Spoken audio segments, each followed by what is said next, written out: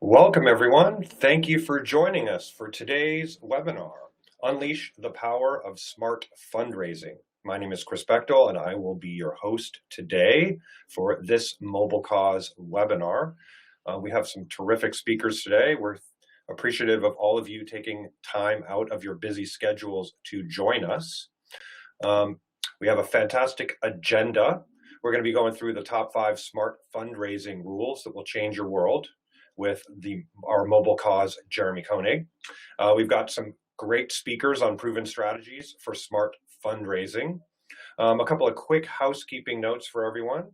We will be sending out a link to view, watch, listen, and share the recorded version of this webinar along with the slides.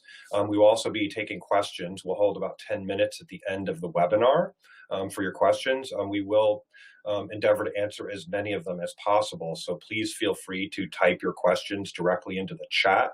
All of your questions, anything you submit into chat, will go directly to all of us that are presenting today. We will leave about 10 minutes at the end. We're going to go just about 1 hour, a little bit past the hour. So we're looking forward to a great webinar today.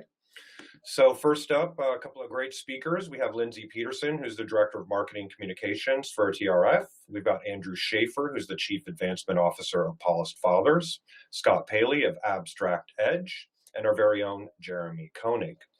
So quickly, I'd like to pass the mic over to Jeremy and have him kick it off. Jeremy? Thanks, Chris. And thank you, everyone, for joining on the webinar. Our goal is that everyone would be able to take a couple of realities and truths and success stories from what you hear and be able to go and practically apply that into your day-to-day fundraising to make a huge difference this year. We wanted to start this webinar off by talking about the top 5 smart fundraising rules that we believe will change your world. The first thing I want to do before we talk about the 5 rules is define what a smart fundraiser is. And this is our own MobileCause definition, but here it is. An organization that implements mobile and online technologies in addition to traditional means of fundraising to maximize revenues, donor count, and advocate participation. Here we go. Smart fundraising rule 1. Use mobile-friendly online forums. More so than ever before, you have people across all demographics that want to sign up, make donations, set up recurring gifts, and now because of the prevalence of smartphones and the fact that most of us that make donations and support nonprofits have one of these smartphones in our pocket, it is the absolute easiest and most convenient way for us to not only give to nonprofits but connect. So again, it's just so important that all the things that we do throughout the year have a mobile-friendly online forum component to increase participation. Smart fundraising rule number 2, engage your donors with text, emails, and social media posts. I would say about 3 to 5 years ago, this was a little bit different. There was a little bit of trepidation towards sending text messages and even towards posting on social media. And what we have found at MobileCause, working with tens of thousands of nonprofits, is that organizations that send out multi-channel communication, so in other words, they create great content, video, stories, and they promote those across multiple channels. What they actually do is they increase their reach across demographics and ages, and they maximize how many people are excited about their cause. Smart fundraising rule number 3. Make an impact with crowdfunding for peer-to-peer fundraising. I would also say in the last couple of years, the mystery of what crowdfunding is and what crowdfunding can do for nonprofits has very much been revealed. Crowdfunding is absolutely the best way to reach new donors, volunteers, and advocates, as well as empower corporate partners to collect secure donations.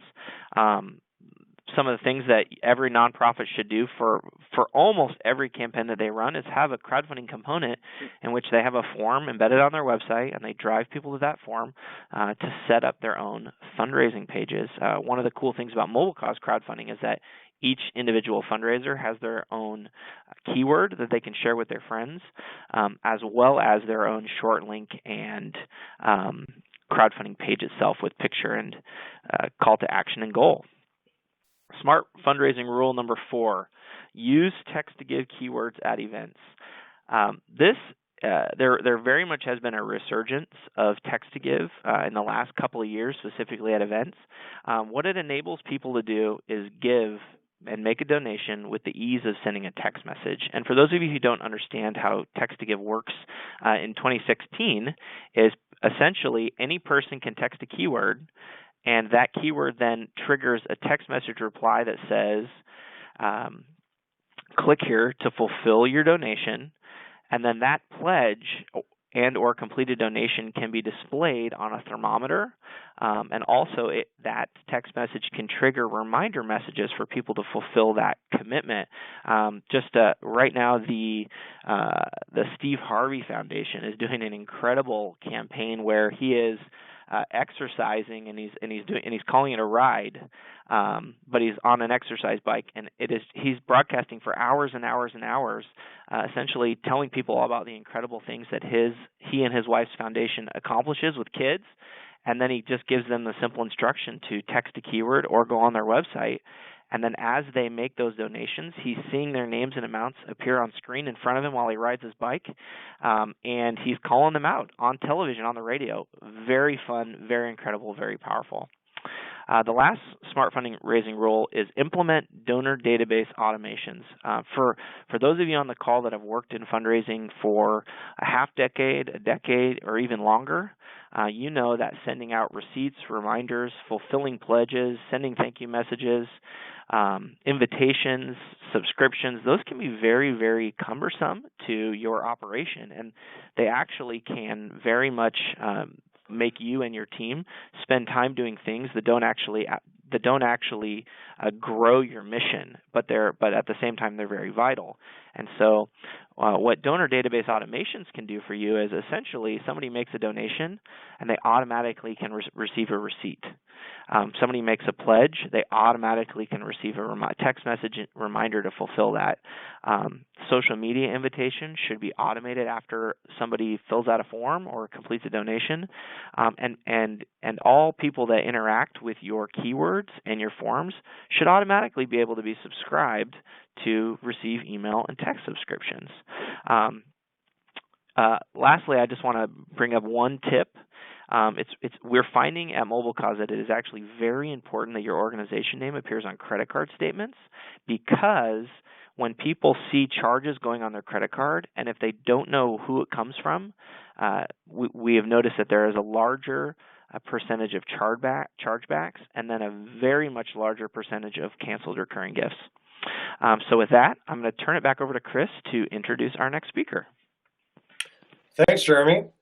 And just a quick reminder to everyone, yes, we will be sending out a link to view and watch and share the presentation that you're listening to today, along with the slides. So if you miss anything, you can review it again. We'd, of course, encourage you to share it with all of your colleagues or others you think might find value in it. So with that, I want to introduce our next speaker, Lindsey Petersen of the Tyler Robinson Foundation. Welcome, Lindsey. Thanks for joining us. Thanks so much for having me. I'm excited to be here today. Wonderful. So, tell us a little bit about TRF and your smart fundraising goals and activities so far. Sure. So the foundation, the Tyler Robinson Foundation, is a pediatric cancer foundation founded by the Grammy award-winning rock band Imagine Dragons. After the passing of one of their earliest fans, they started this foundation in his name. We're raising money a lot of different ways. We have a lot of online efforts. We have a lot of third-party events put on by mega fans or super fans or ambassadors of either the band or our organization. And we have quite a bit of social activity and crowdfunding that we facilitate that way.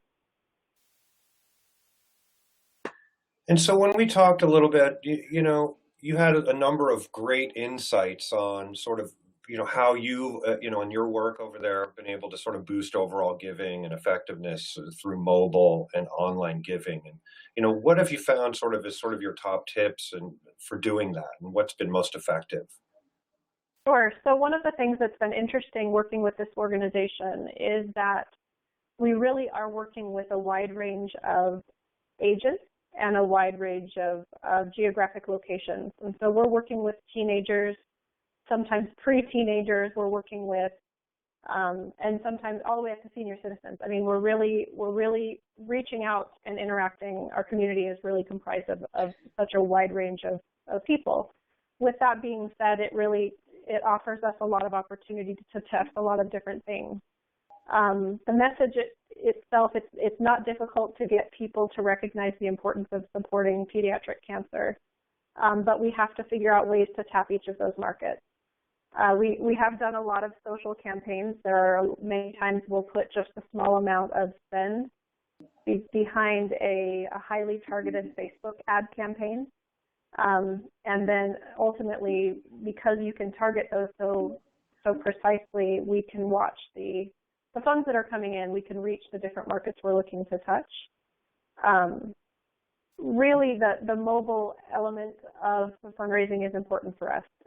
We do actually use, I know someone asked earlier in the questions, at some time are you going to discuss why keywords, I think they mean the text to give, if I understand the question right, the text to give are things that you do in person, and we actually use the text to give call to action in some of our social ads as well. So we use those at events. There's plenty of times where we're out and about at large events that maybe aren't ours, or art events that we're facilitating, and we're able to share our text to give codes and, basically start another round of ambassadors that way. We really try to keep it simple, and oftentimes we really start kind of small. Like, for example, this morning we actually started a campaign. Tyler Robinson Foundation turns 3 years old this week, and we just put out a quick campaign with a call to action asking for $3 donations. And typically, if people feel that it's attainable, especially when you're working with such a wide range of people, domestically and international, when they feel like it's a dollar amount they have and that they can part with, we see some success with that. And we see that people feel like they can be involved even at on the small end of things, and not feel like they're not doing enough because we've only asked for just a little bit. I don't know if that answers your question. That's some of my initial thoughts. Yeah, I mean, I think it's, obviously it sounds like, you're doing a lot with crowdfunding and what you call third-party donors. And I think maybe what would help everyone, understand sort of, how you approach things. Maybe, you could tell us a little bit about how you approached the March 4th campaign this year. Sure. Sort of from the start to through the campaign itself, and, walk us through how that went and what you did. Sure. So let me just give you a quick background on March 4th. Tyler Robinson actually passed away in March 4th 3 years ago. And he, the family and the band both looked at his passing on March 4th essentially as a call to action to March 4th, and to continue in our efforts to really keep his legacy alive and to help as many children and families as possible. Every year we do some sort of campaign, it's kind of our kickoff for the year, in essence, of our fundraising efforts. And typically it all revolves around that date, March 4th. We basically make social media images for each day with different calls to action. Not all of them are specific to fundraising. Some of them are just calls to action to have people update their social media profile images with images that we've created. Sometimes it's a request for people to leave words or thoughts of hope for families on a resource we have on our website. And as the week progresses, we then begin to give people the opportunity to donate. So typically at the beginning of the week, it's more community focused. As the week progresses and gets closer to March 4th, we get more specific about what we're asking people to do. And again, kind of like our third birthday, we asked for $4 donations in honor of March 4th. And while we did see a handful of that dollar amount, we did see quite a few that were substantially higher. And we just focused those energies. We promoted those kind kind of our campaign images. We paid to promote those, both targeted and some Facebook ads. But we also featured them on our blog. We featured them in a newsletter. We tapped our database that way. We sent out information via Twitter. Basically, we looked at every single avenue we had to reach people outside of this year not having an actual event. Any way we had to reach our audience or beyond our audience. We utilized the text-to-give numbers in newsletters and in our graphics. We really just utilized the platform in as many different ways as we could throughout that week to bring in donations. And yeah, tell us a little bit about, how much time it took in order to, set it up, using MobileCause. And, this is something that you all did yourself, essentially. Is that right? Yeah, you know what? That's the best part about it. So I actually just, previous to this week, was a contractor for the Tyler Robinson Foundation and have done that for a couple of years.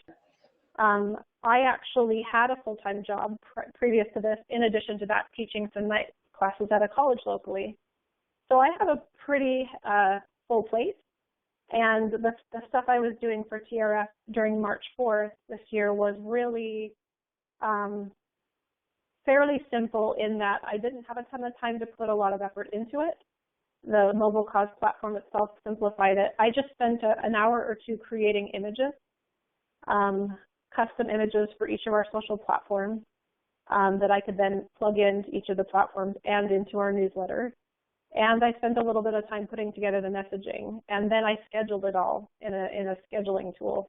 So really, it facilitated itself. I did it the weekend before, and I didn't have to pay a whole lot of attention to it during the week. It really kind of just streamlined my effort. I'd say overall maybe 3 or 4 hours total with the setup, and then just the management day-to-day. Fantastic. And, on the screen here, everyone can see some examples. You're welcome to try the text to give by texting, TRF to 91999. So I'd encourage everyone who likes to see, exactly how it kind of works and what the user experience is to do that. So, maybe what would you say, Lindsey, to, those that are listening that are maybe considering, using, this type of a solution for their giving? What would you kind of recommend on, how to get more out of mobile, and, what would you, recommend to everyone in terms of how to approach it? Well, I think my answer is probably a little bit more simplistic than your question probably is going to would potentially want. But ultimately, my most important advice is to start somewhere and to try something. What we did for our campaign this year was quite a bit more developed than last year. Last year, we really just did a few different one-off things, testing this and that. One of the cool things about this is that you can try a couple of different angles to see what resonates with your audience and with your community. And I'm a big data person, and try and then try again until you figure out what resonates. Because it's easy and your community will see that it's easy, you just need to figure out what's going to work for them. Fantastic. And I think, and you have utilized, all of these. So we've got 3 examples here, right? We've got a volunteer crowdfunding page, which you all use, for third parties. So tell us a little bit about, the crowdfunding and how that's kind of worked for you. Sure. So the band itself is fairly beloved, and the cause is obviously something that's close to many people's hearts. We encourage anybody that feels the need to help us raise money. They can set up their own event, whether it be a super simple one-day thing or whether it's an ongoing campaign. They can create these fundraising crowdfunding pages and basically facilitate their fundraising, whether it's just for a day or two or over an extended period of time. And we've seen, for example, there's a couple of teams in different parts of the world that have individually raised $10,000 and $20,000 utilizing a platform like this, just doing their own thing, bringing attention to the cause. and have ultimately made a huge impact in our fundraising efforts because they're just doing their own thing on the side. We keep touch with them, we help them, we provide them, we support them any way we can. But giving people the opportunity to do that really does make our job quite a bit easier. Fantastic. And so again, everyone is listening, we can see 3 clear examples of how MobileCause can help your organization, which we've got a crowdfunding page, we've got a ride donation form, and we've got event sponsorship. So, 3 clear examples. And I know we have a lot of great content to get to. And so I just wanted, final thoughts, Lindsey. Perhaps it's sort of a, patients based on where you've gone and where you think you're going. I think there's a lot of opportunity, and I'm clear with the little bit that we've done and the way we've been able to harness the platform. I know that there's a lot of opportunity there. One of the things I feel strongly about is that we have to look at our fundraising as a commitment and not just a campaign. It's easy, especially for our organization, to get kind of event-centric and think, we have an event coming up, how can we raise money before, during, and after? We really need to shift our focus and think a little bit bigger and figure out ways to really maintain consistent fundraising throughout the year so we can make as much impact as possible. Finding those elements, again, I hate to always say it, anytime I ever speak, I always talk about testing, but really spending the time to really do the research, to do the tests, and then to examine the data. There's really a lot of opportunity. I know that there are untapped elements of MobileCause that we haven't even really scratched the surface of, and I'm anxious to do that here in the future as well. Fantastic. Thanks so much, Lindsey. And, again, everyone stand by. We'll have a roundtable discussion here at the end in which if you have other questions for Lindsey and exactly, on some of the things she's done, please definitely continue to submit your questions. So thanks for submitting them here. We're capturing all of them. We'll get to as many of them as we can. Again, just a quick reminder for anyone who might have joined a little late, we are recording this webinar, so we will be sending you all a link so that you can listen, watch, share, along with the slides. So stand by for that in your inbox. So now I'd like to move on to our next speaker, Andrew Shafer, who is the Chief Advancement Officer of Paulist Fathers. Welcome, Andrew. Thanks for joining us.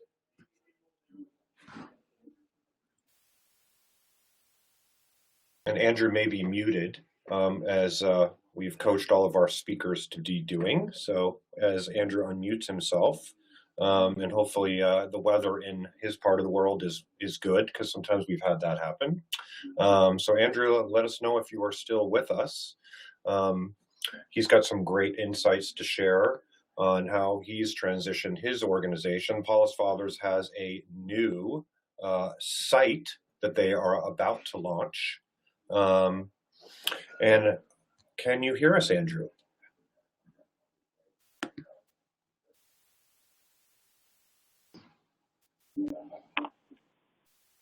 You know what, Chris? Let's jump down to Scott, and then we can come back to. Unless you're there, are you there? Yeah, I see Andrew. Let's jump down to Scott, and then we can come back to Andrew. That sounds good, Scott. So, everyone, I'd like to introduce our next speaker, Scott Paley, who's the co-founder and CEO of Abstract Edge. And Scott has been doing amazing marketing for nonprofits for a number of years, and would love to have his insight. I think would add to so much to this discussion. So, welcome, Scott. Thanks for joining us. Thank you for having me. I appreciate it. So, tell us a little bit about your work and what smart fundraising means to you. Sure. So I guess the real quick background here is Abstract Edge has been around for quite a while now, about 17 years, and we were responsible actually for one of the very first, maybe the first, big online grassroots movement that was ever created, which was for the Million Mile March back in the year 2000, where we were able to bring roughly 750,000 people to Washington, D.C. to march for the gun control issue.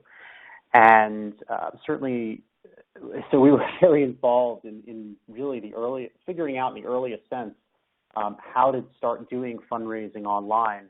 But some of the lessons that we learned all the way back then absolutely still apply. And fundamentally, the biggest thing is that all of this is about creating relationships. If you think about it as transactional, you might do well in the short term, but it's very difficult to build those long-term donor relationships if you think about things in a transactional way. So, so for example, right, there are going to be two general types of donors that you're going to have. There are people who give in the moment, and there are people who you have actual relationships with.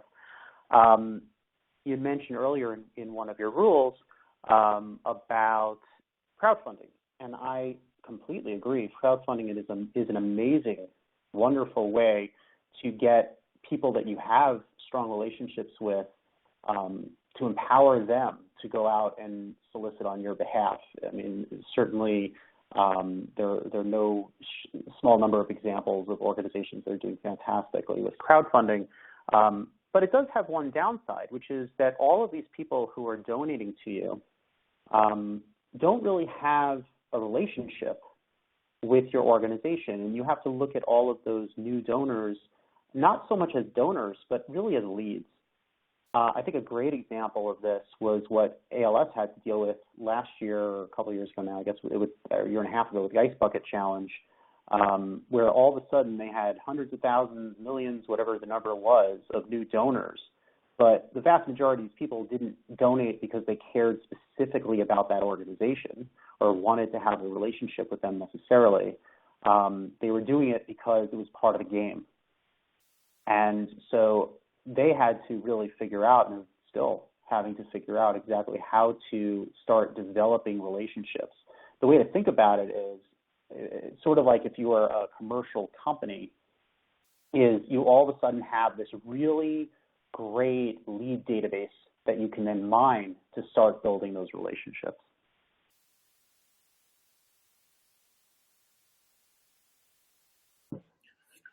Fantastic. And so, and I had myself muted for the moment. Okay. So, tell us a little bit about, so you kind of talked about some of these tips in terms of, how you're going to really mine that database. And, what do you have any recommendations on how best to do that? And I think, when we talked, that is one area where everyone probably struggles with, and, how do you have an effective database? How do you build an effective database, right? I mean, any thoughts just around that specifically? Well, I think it starts with a deep analysis of the audiences that you have and figuring out exactly what the ladder of engagement needs to look like. What are all the different rungs on that ladder? How do you move people from an initial relationship through to marriage? And I think one of the big mistakes that a lot of nonprofit organizations end up making, unfortunately, is in essence proposing on the first date.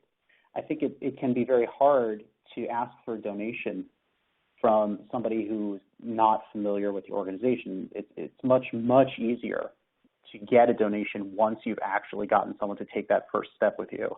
And so you make that first step really easy. Once that relationship is nurtured, once you've gone out on a few dates, then you can ask for a bigger commitment, like a donation or volunteering or whatever it is. So if you can get people to do simple things like sign a petition or take a poll or give an email address in exchange for something of value, or even get them to tell their own story. Even something as simple as that is going to help drive donations. A great example of this, actually, I mentioned the Million Mile March. I'll go back to that for a second. When a few months in, and we had literally 9 months with them from the start when we first started working with them until the March, and they were not backed by any real existing organization at all, not when they started, and so they had to start from nothing, and so they were really struggling after a few months with their fundraising, and they really desperately needed money.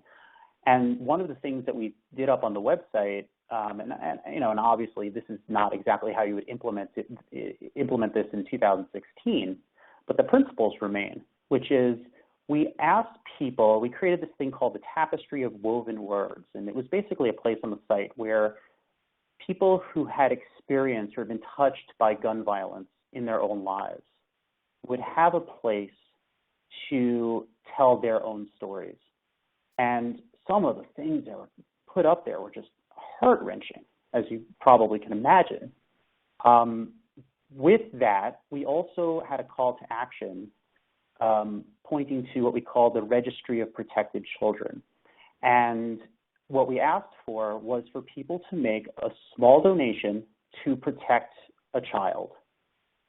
And so we asked people to put in a first name, a last initial, so there was an anonymity, and a city. And then if they would donate $5 or more, we would add them to the registry. Any amount above $5 would add their child to the registry.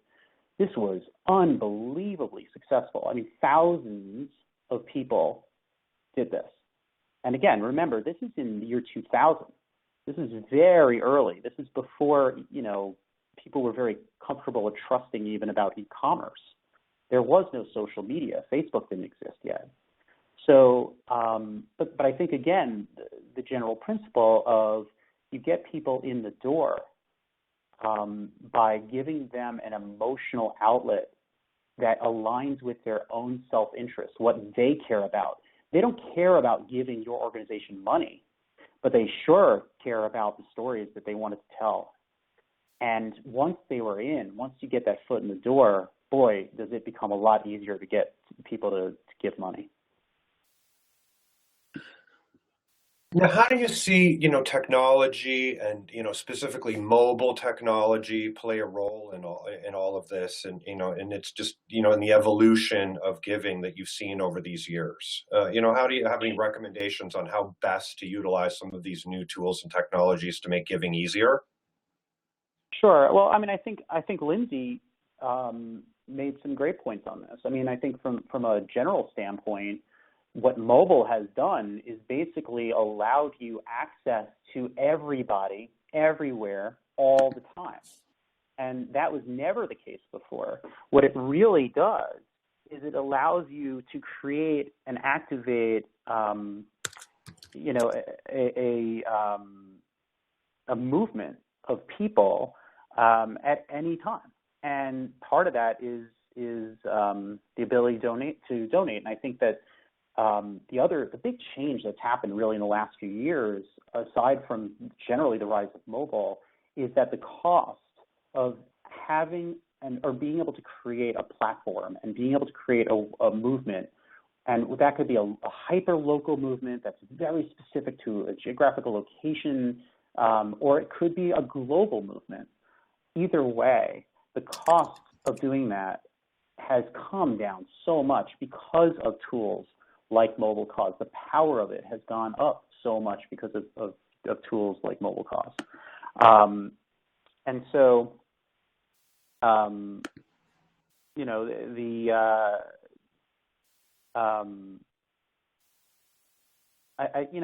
think, Lindsey mentioned that what she struggles with is, I think what a lot of nonprofits struggle with is thinking about these things not so much as a campaign, but about consistent relationship building, really mapping out what are the steps in that relationship. You mentioned testing, and creating that culture of testing is so important. Startup companies do this really well, but nonprofits tend not to do it so well. And a specific example of that, and one actually, Lindsey, you might want to try yourself, is I noticed on your form, and this would be, certainly on your mobile forms and on your desktop forms as well, that the default amounts for the donations are similar to what most nonprofits do. I believe it was like $10, $25, $50, or something like that, or $25, $50, $100. Why those numbers?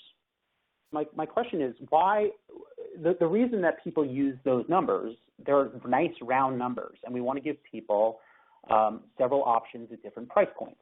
Seems clear. But nobody tests those numbers. Nobody has decided that, you know what, you may actually make more money by offering 20, 40, 80.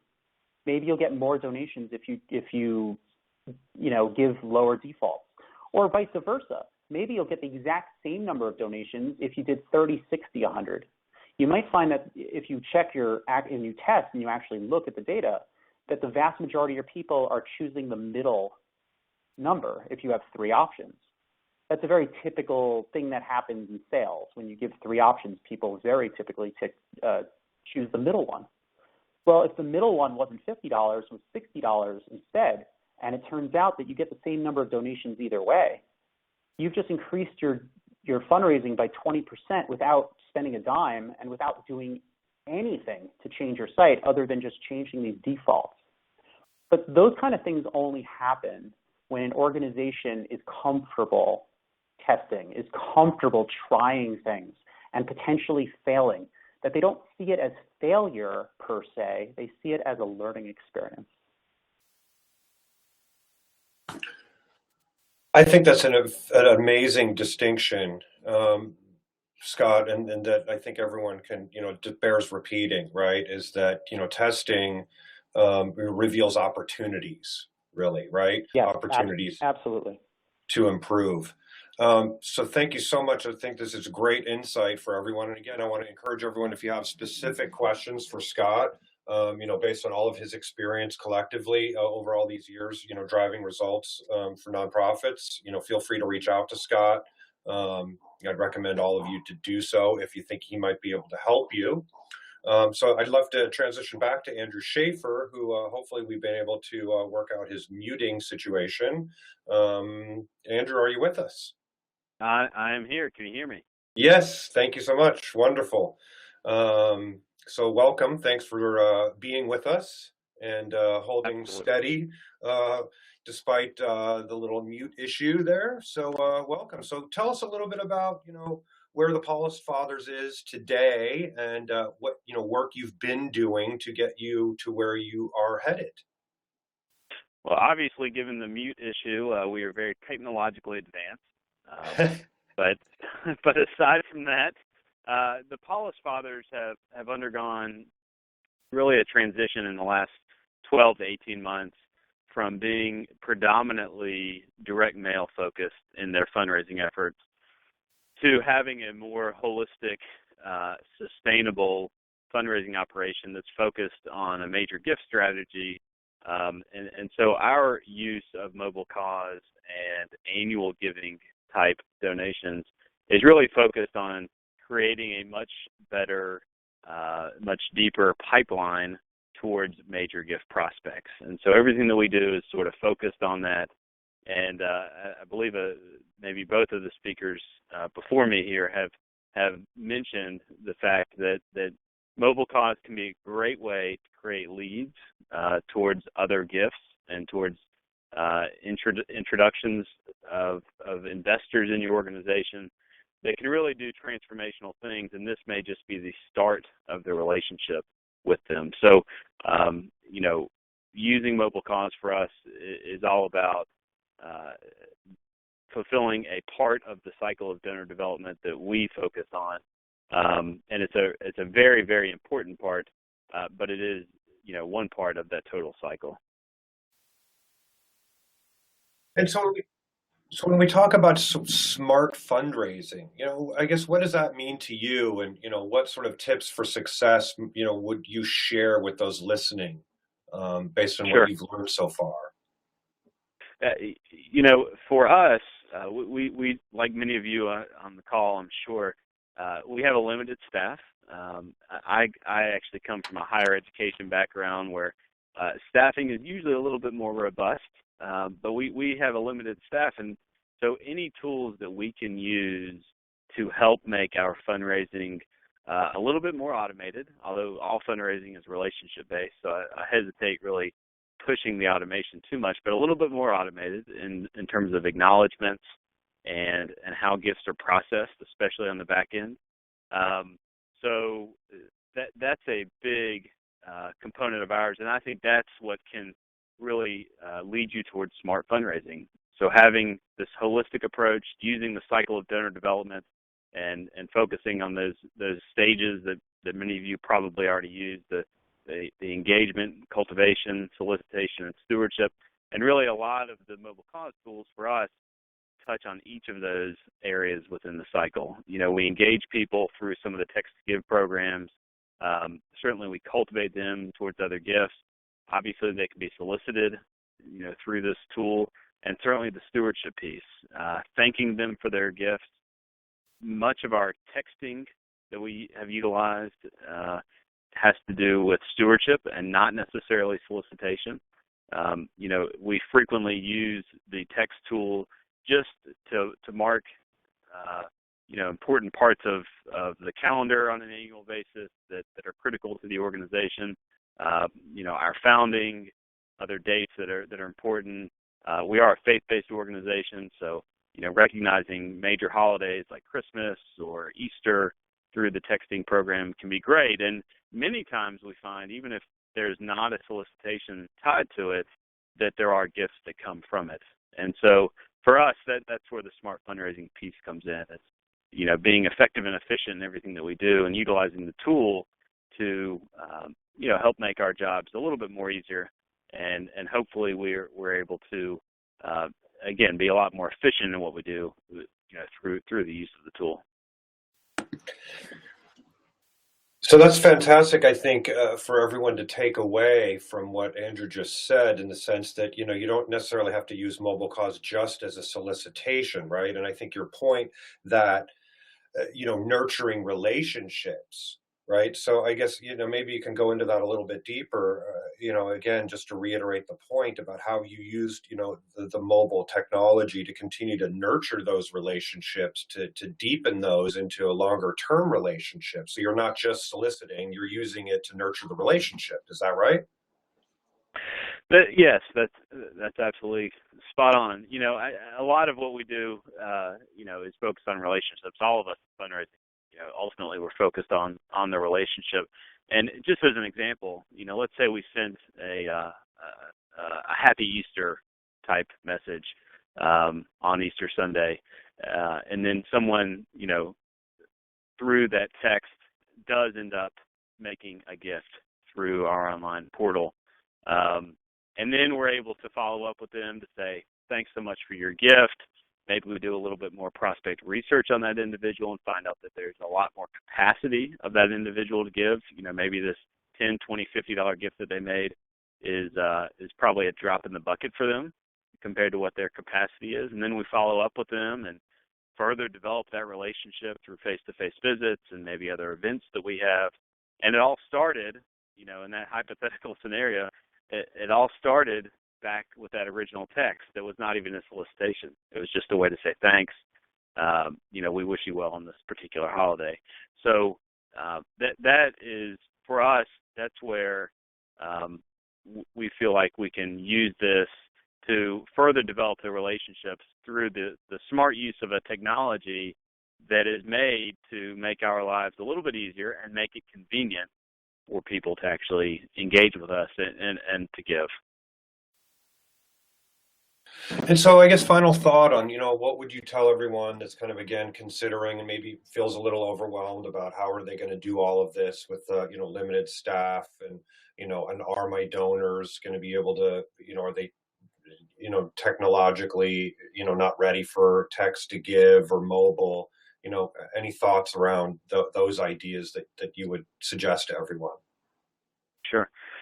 One of the big things I think is streamlining your online giving platform. And, whether you're using MobileCause right now or not, I think streamlining your online giving platform is critical. And by that, I mean, when I came in to this organization, they were already using MobileCause, but they had 6 to 8 different giving pages that were for various funds.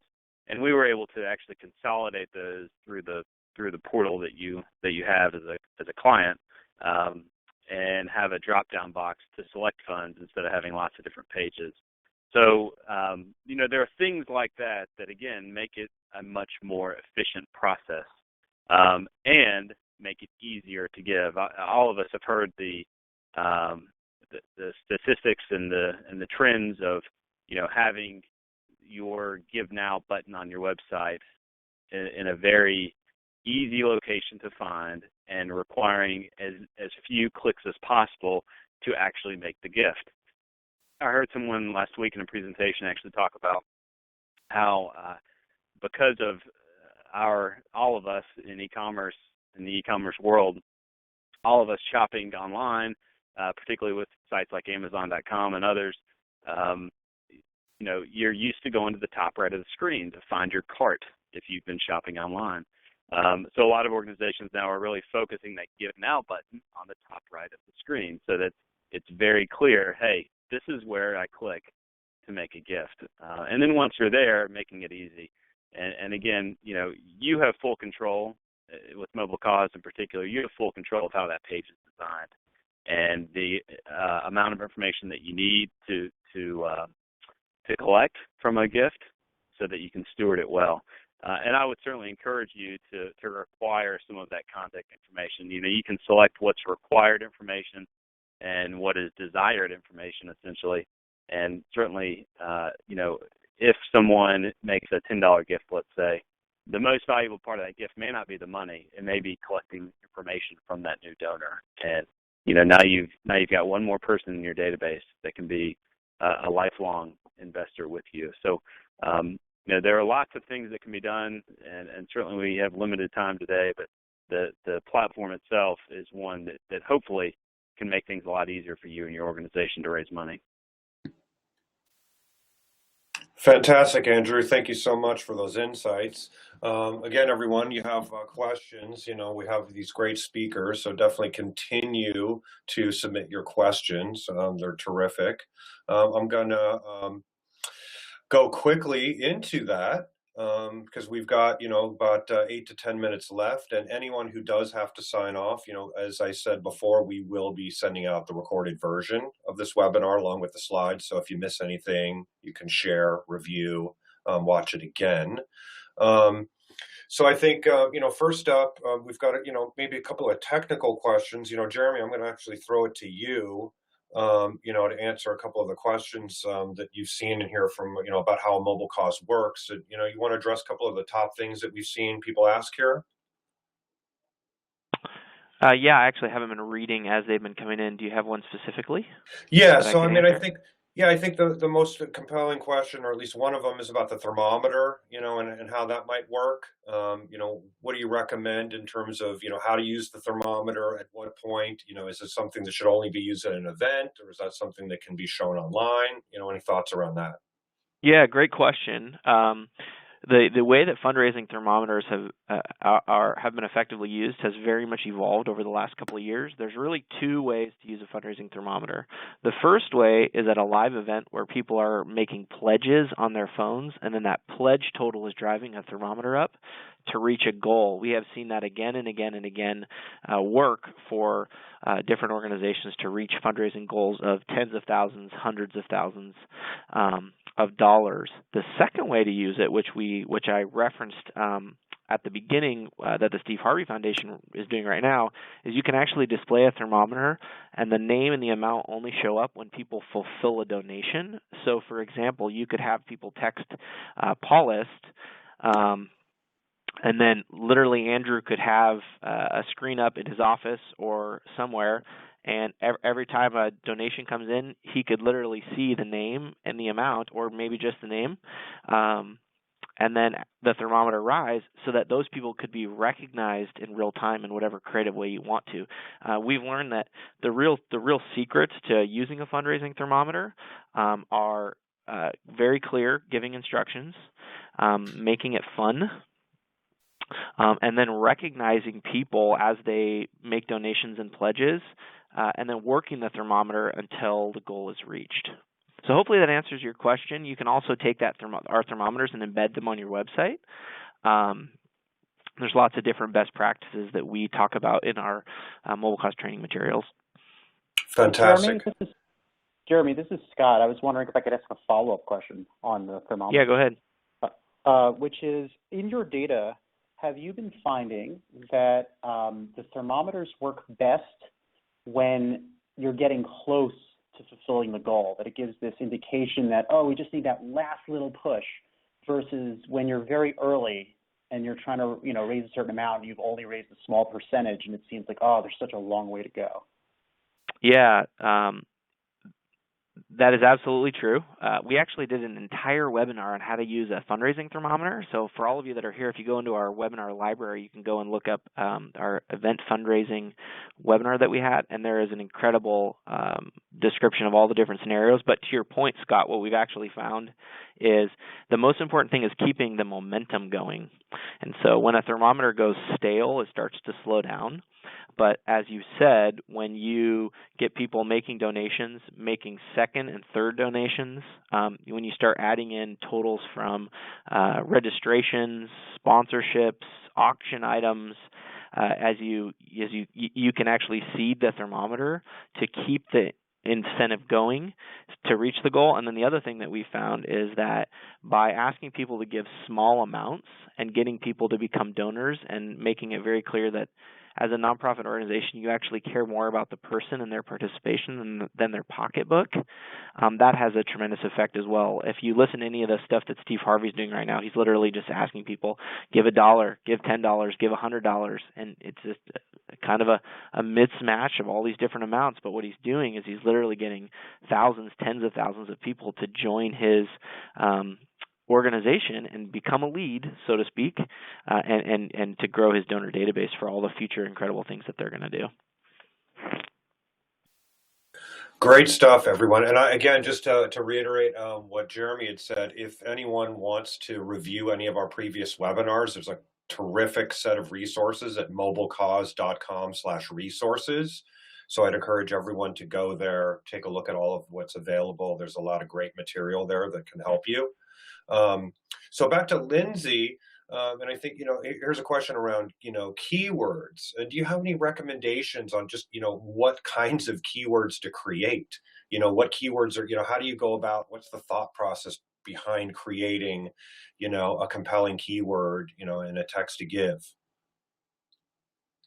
That's a great question, and I'm sure that the strategies would vary per organization. For us, ours are often centered on the event itself.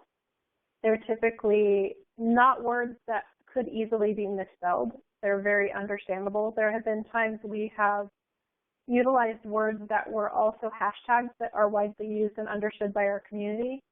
I think the biggest element there is recognizable and relatable. So a word that is very easy to remember, very easy to communicate, whether you're saying it or speaking it, whether you're promoting it in any of your social media channels.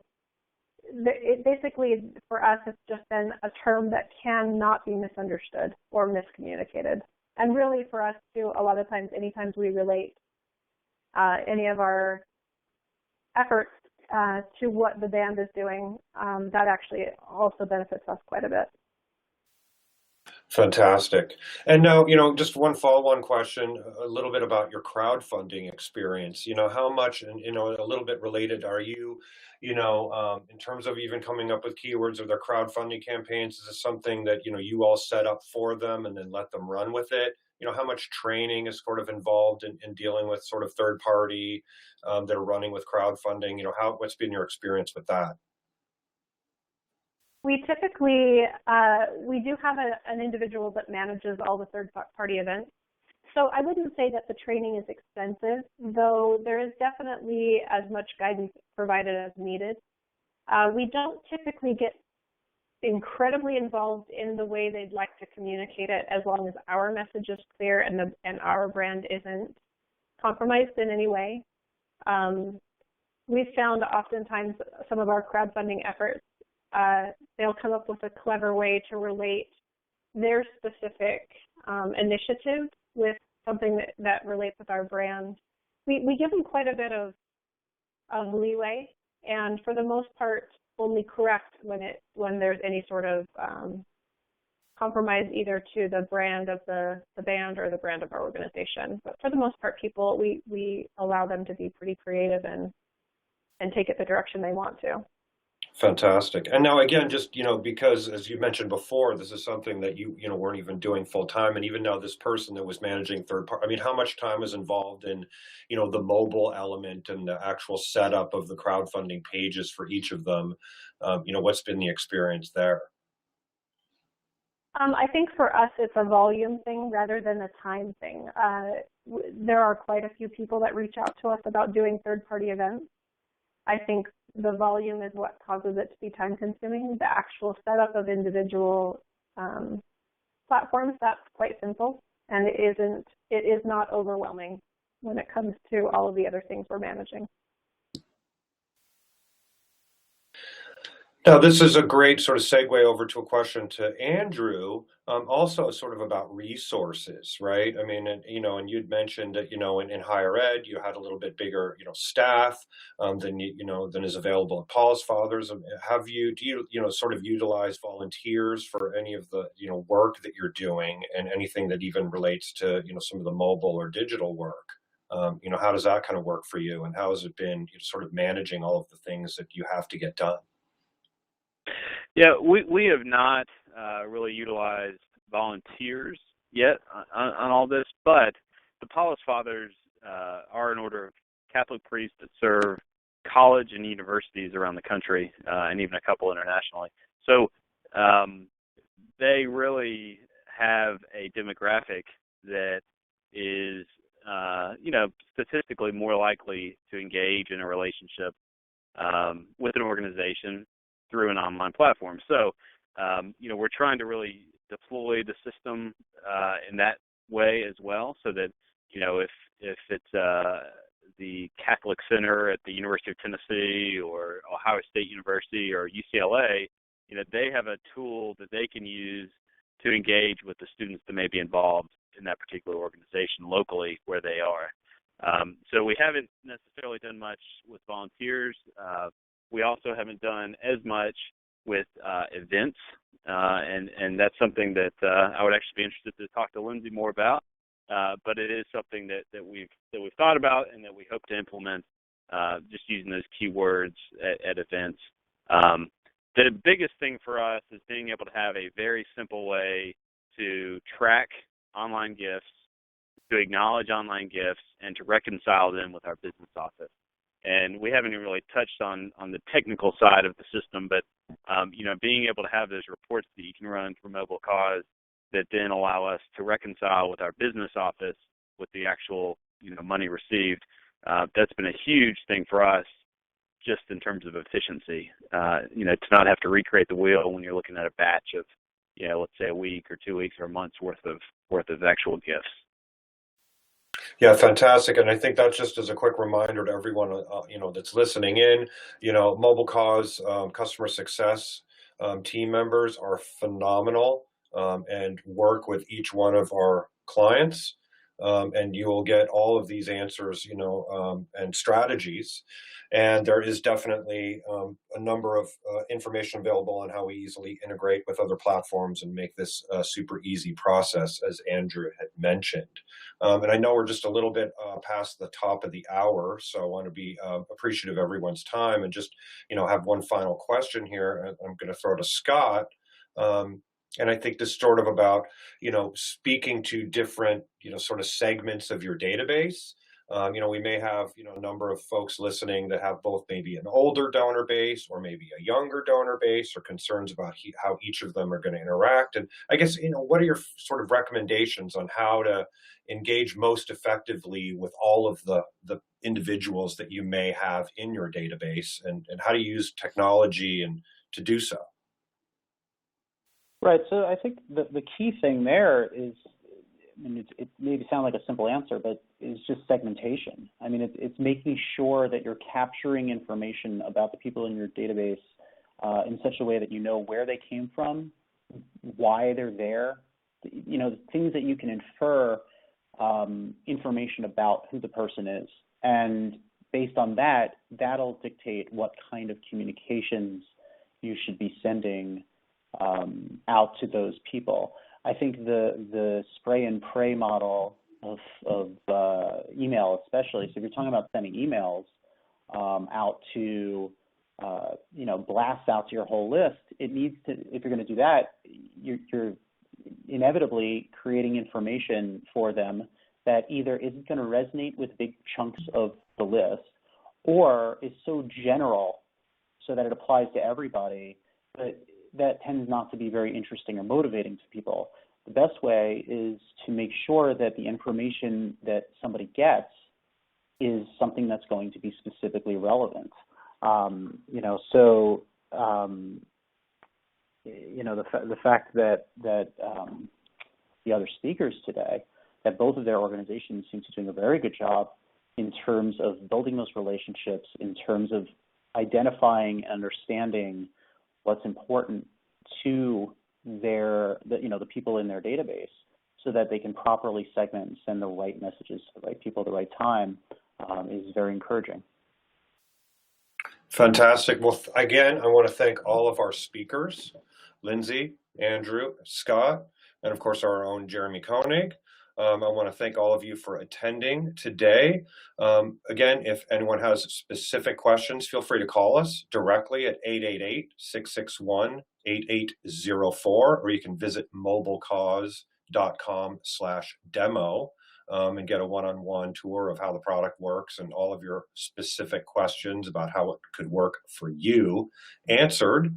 Again, please stay tuned for future webinars and feel free to visit our resources page at MobileCause.com/resources. So thanks again for everyone for joining us today, and have a wonderful day.